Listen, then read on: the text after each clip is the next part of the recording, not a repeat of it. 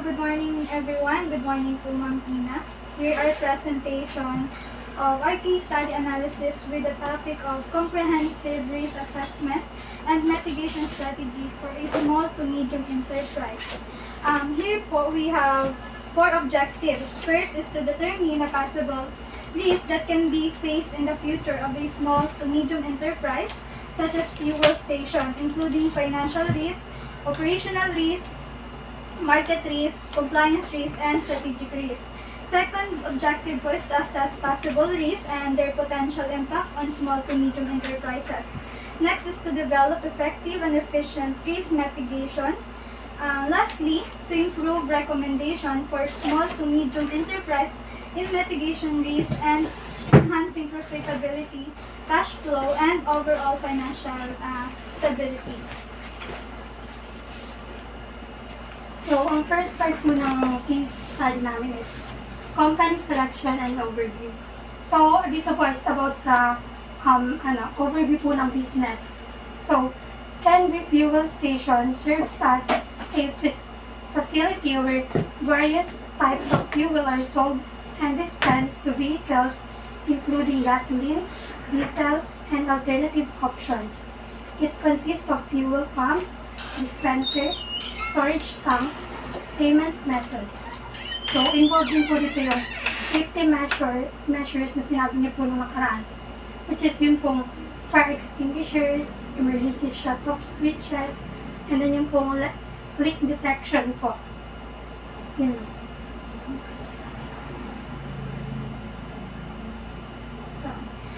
In our comprehensive analysis po, we found out na yung fuel station nga po is one of the riskier enterprises due to the potential risk na pwede po nilang kaharapin, yun yung pong kaharapin. Then, sa pamamagitan po nung pag-conduct namin ng interview, yung Canby Fuel Station po is na-identify po namin yung ilan po sa mga potential financial risk, operational risk, market risk, compliance, at saka strategic risk po na may malaki pong epekto yung mga risk na yun sa Canby Fuel Station at maging sa inyo pong mga employees, then sa customers and also the community po. Then, hindi ba? So, sa bawat risk po na yon na nasabi ko, yung types of risk po, may nagbigay po kami ng tigdadalawa pong specific risk na pwede pong ma-encounter po ng Canby Fuel Station.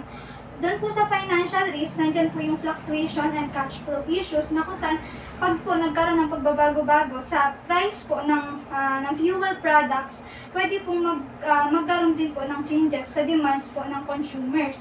Also, kapag naapektuhan po ang profitability ng isang business, yung cash flow din po is may negative effects din po yun. That's why nagkakaroon po ng cash flow issues.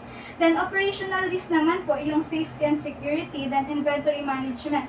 Then, in terms po sa safety, yung po, dahil nga po ang main product po ng company is flammable po siya. That's why, pwede po silang maka-encounter ng risk tulad po ng fire, at yung simpleng pagkakamali lang po or yung hindi pagsunod sa protocol, safety protocols is pwede pong mag-cause ng big damage sa company. And then inventory management po, mahalaga rin po na magkaroon po ng regular na inventory para po maiwasan yung shortage sa stock tsaka po yung overstock. Then market risk naman po, high competition and demand decline. Then syempre po ngayon po mas dumarami po yung mga competitors yung nagbebenta rin po ng same products. Then demand decline po dahil nga po may mga mga katulad ng electric vehicles po na pwede pong maging competitor din po ng fuel station kasi po pwede pong bumaba yung demand para sa fuels.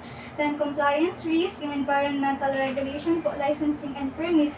Once po na hindi po na-comply ng Canby Fuel yung mga permits and na kailangan po dito is pwede po silang magkaroon ng cost na penalties o kaya naman po legal action. Then strategic risk naman po is expansion risk and brand reputation. Once na po na may incident na hindi incident sa kumpanya, pwede pong mag-cause po ito ng negative publicity sa company. Then yung expansion risk po is pwede naman po itong yung pag hindi po na-analyze na masyado yung pag-expand po, pwede pong humantong po sa expansion failure, lalo na po at ang expansion is masyado po siyang magastos. Yan, next po. So, based po dun sa kanina sa risk identification, so gumamit po kami ng matrix para po mas ma-identify or mas elaborate po natin yung kung paano ano yung isang risk. So, dito po gumamit po kami ng dun sa impact and likelihood. It means po yung rare po, yung pinakamababa, and yung certain po is yung madalas na pangyayari. Tapos ito po yung impact na halimbawa po, yung severe is yung pinakamataas po, and yung tapos yun po yung mababa. Tapos dito po is yung ratings po namin kung paano po namin na-identify yung possible po na ratings. So 1 to 5 po is low risk lang po. And 6 to 10 is medium risk, and 11 to 15 is high risk, and 16 to 20 is critical risk. So base po doon sa risk identification kanina, marami pong mga risk na nabanggit. So una po dun is sa financial risk. So sa financial risk po is talagang pag nagkakaroon po ng mga ng price fluctuation is sobrang malaki po yung impact nun sa isang business or sa cash flow po kasi paiba-iba po. So ang meron po kami nagkaroon po kami ng control measures, which is yung price control or yung regulation po or monitoring po ng mga yung supply po. And sa sunod po is yung sa operational risk, tulad po ng safety at inventory management. So kapag nagkakaroon po ng mga possible na halimbawa yung sinabi niyo po na nakaraan na robbery or thief, ganon, or sa mga safety ng kasing mga tulad nga po ng business niyo is parang po siya sa prone po siya sa sunog or sa flammable po kasi gasoline station. So base po doon sa niyo is nagagawa po kayo ng mga sa safety policies niyo po, nagkakaroon po kayo ng training and yung mga pagkakabit po ng mga CCTV and other na makakatulong po sa safety. And sa market risk po is yung high competition and demand. So nagkakaroon naman po tayo ng marami na po kayong competitors dito sa sa Batobalani po, tulad po ng mga ibang gasoline station. So malaking impact po yun sa cash flow po ninyo or doon sa demand po ng gasoline. And sa compliance naman po is yung environmental and regulation and yung licensing and permit po. So, base po dun sa sinabi nyo naman po nung nakaraan is nagagawa nyo naman po yung mga kailangan and yung sa BIR po and sa DTI. So, lang po kami ng mga control doon kung sakali pong mas or naranasan nyo po yun is yung inventory documentation control, compliance, or yung audit po na pag-review po ng mga or yung communication and reporting mechanism po.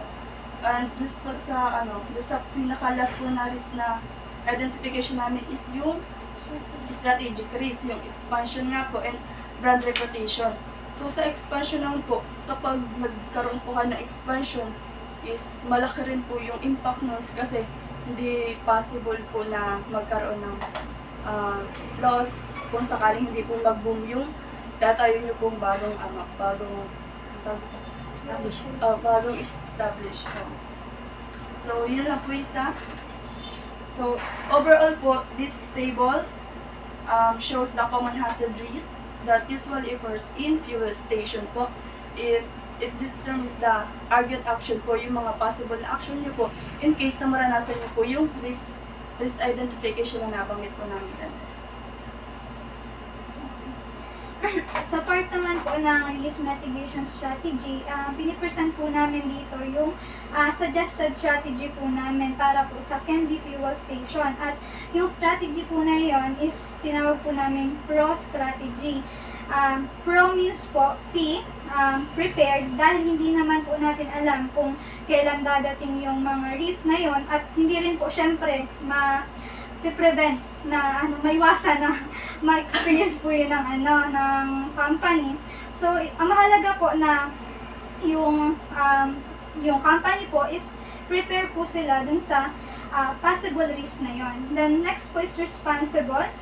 bilang employer po of the company, kailangan pong maging responsible yung mga sila sa pagbibigay ng kinakailangang insurance para po sa kanilang mga employees, at malaki po yung tulong nun para sa employees at maging sa employer na din po.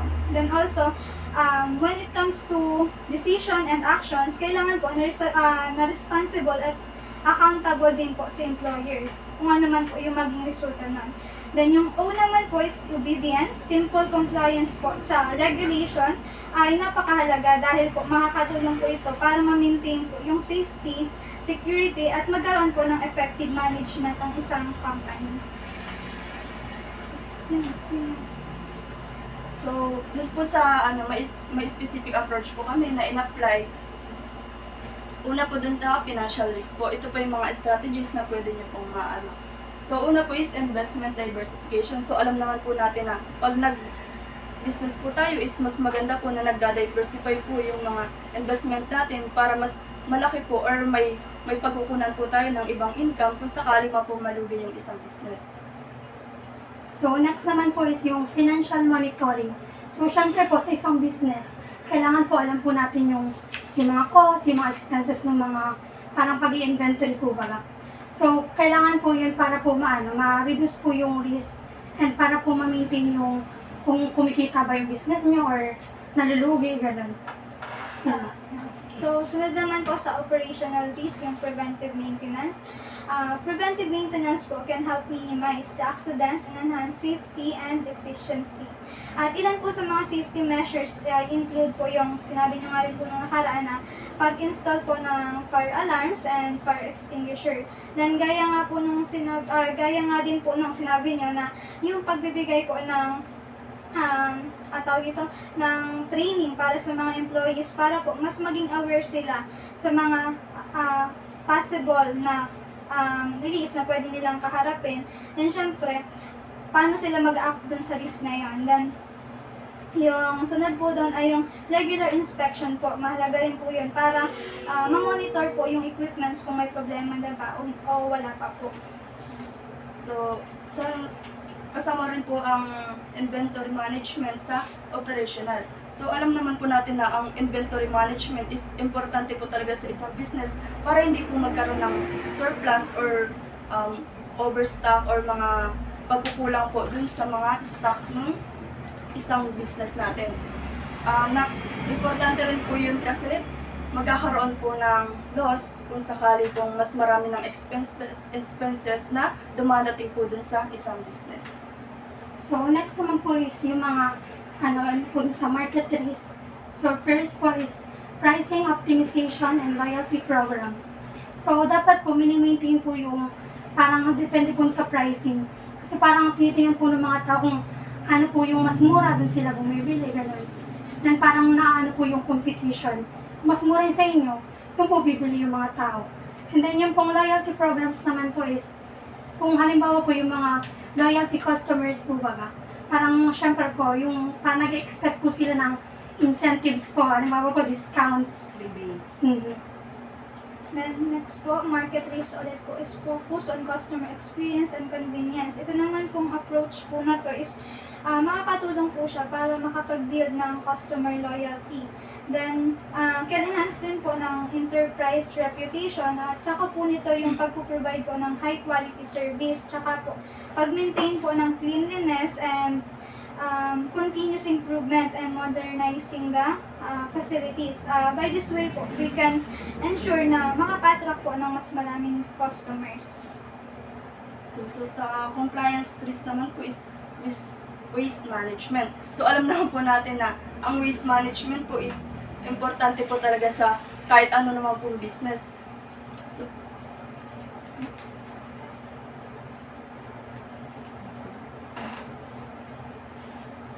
So dito po is by making sure that garbage disposal and yung mga appropriate po na mga treats sa mga community po na pwede pong maka-apekto sa kung sino man po yung mga pwedeng maapektuhan nung pagka po natin ng mga waste. So, next naman po is yung regulatory compliance. So, last time po nung in-interview po namin kayo, parang sinabi niyo po yun na sumusunod po kayo dun sa mga sa mga regulatory, kagaya po ng mga sa niyo po pag sa DTI, yung mga ganun. So mahalaga po yun para po ma-manage yung risk. Nakakatulong po yun para po, hindi po malaman na illegal yung business, ganun po. Next po is sa strategic risk, yung thorough market research and feasibility study. Then, yung thorough market research naman po and feasibility study, makakatulong naman po siya sa Candy Fuel Station para ma-identify po yung mga opportunities, threats, location viability, and customers need. Especially po kung nagpaplano yung company na mag-expand po. Tapos mahalaga po yung makapag-conduct muna ng comprehensive research and analysis para po maiwasan yung expansion failure. So, sa brand reputation naman po is importante rin po ito na natin kasi dito po makakahikayat po tayo ng mga ibang customers or pwede rin po makahikayat tayo ng mga investors. Ito po ay parang long term na po ito kasi pag naalagaan po natin yung brand natin, yung reputation po natin is malaki rin po yung impact niya sa magiging input or sa cash flow po ng isang business. So next naman po is, Yung sa yung mga responsible person. Ibak mo dun, Ben. So, yan sa implementation plan po. Sa implementation plan po, under po ng Pro strategy po namin, ay may mga specific approach nga po. And then, dito po, in-identify po namin yung mga bawat person na responsible po sa pag-implement ng specific approach, also yung task po na nakapaloob po dito. Then, estimated time for implementation and also its objective kung bakit kailangan pong i-implement po yun. At yung lahat po na yun is mababasa niyo po dun sa paper po namin. Yan po. Naka-specific naman po ang lahat yun dyan. Sige, next po. next po is financial analysis. So dito naman po yung flow ng mga pera po sa business nyo. So first po is yung profitability. So syempre po, kaya po nag-business para po kumita. So mahalaga po yung profitability. Then dito naman po, cash flow. Then, Candy Fuel Station po can encounter various risks. Pwede pong, yun nga po yung mga nasabing types of risk. Then, yung financial risk po is pwede pong mag-result sa reduced profitability. Then, operational risk naman po ay mag-lead po siya sa lower revenue. Then, market risk po can affect consumers' behavior. Compliance risk can result penalties, and strategic risk naman po can affect profitability. At lahat po ng instances na yon ay pwede pong magkaroon ng negative impact po sa company, cash flow. At sa tulong po ng Pro strategy po na sinadjust po namin ay once po na na-implement po ito ng mas maayos, it can contribute po a lot sa pag-enhance po ng profitability and well-managed operation. And pwede po itong mag-result sa improvement at maintaining control over cash flow. So, yung overall financial stability naman po is depend on market condition, risk reduction, cost management, and income stream. So, sabi niyo naman po is dito na papasok yung satisfaction din po ng mga employee nyo para po masabi na financial stability or stable po yung flow po ng ninyo. Kasi kung hindi naman po satisfy yung mga employee or yung customers, hindi rin naman po natin masasabi na stable or profitable yung isang business po. So, next one po is yung findings. So, mahalaga pong malaman yung mga potential dangers po sa isang business para po malaman po natin kung ano yung epekto nun sa mga employees, customers, and dun po sa community. So, ang po namin kagaya po na sinabi mo, yung mga pwedeng risk na mangyari is yung mga fire explosion, yung mga exposure po sa chemicals, kasi yung mga hazards po related sa sa mga falling po ng mga yung po handle po ng ng fuel pumps, yun po. Yeah. For the conclusion po, we already know po na yung risk nga po is may malaking epekto sa company. Kundi, hindi lang po sa company, pwede rin po sa employees, customer, and community. That is why po na mahalagang ma-analyze po ng mabuti yung bawat risk na yon. Then, magkaroon din po ng comprehensive risk analysis para po sa ma-mitigate po yung risk na mga nabanggit po or na-identify. Then, preparation po can help to minimize the impact of identified risk, and the owner po must be accountable for their action and comply with the regulation, safety, and security should be prioritized. By applying po ng specific approach under the PRO strategy, can be fuel station po can significantly mitigate potential risks and help to ensure business growth and success. So, base po, natapos na po natin yung mga risk identification or the sa business nyo po is, ito po yung mga recommendations po na may recommend po namin sa inyo. Una po is yung enhanced customer experience. Kasama po dito yung friendly service and cleanliness. So, sa mga staff po, yung mga, kung paano nila i-approach yung mga customer po para bumalik po yung mga customer. Sa number 2 po, expand service offering. So, pwede po tayo mag-offer ng convenience store, car wash, or food services. Sa number 3 naman po, implement loyalty program. Sabi niyo po kanina, nag-implement naman po tayo ng mga yung mga advantage card, yung mga So, pwede na po natin yung ipagpatuloy or i-enhance po para po mas magkaroon po ng loyalty program yung mga customers po. So, sa 4 po is effective marketing strategy. Meron po ditong local marketing or online presence. Sa local marketing po, pwede po tayo dito, halimbawa po na may mga paliga po, pwede po nating ma-endorse yung business natin based po dun sa pagkukuha natin ng team, tapos i-represent po natin yung business. So, base po dun, makikilala po yung business natin. Sa optimized operation po, yung inventory management, fuel monitoring, and staff training. Nabanggit naman na po natin. So, sa embrace technology, so paggamit po ng mobile payments, so pwede po tayong mag-offer ng GCash or yung mga in case po na walang dala po or hindi available yung cash po ng customer natin.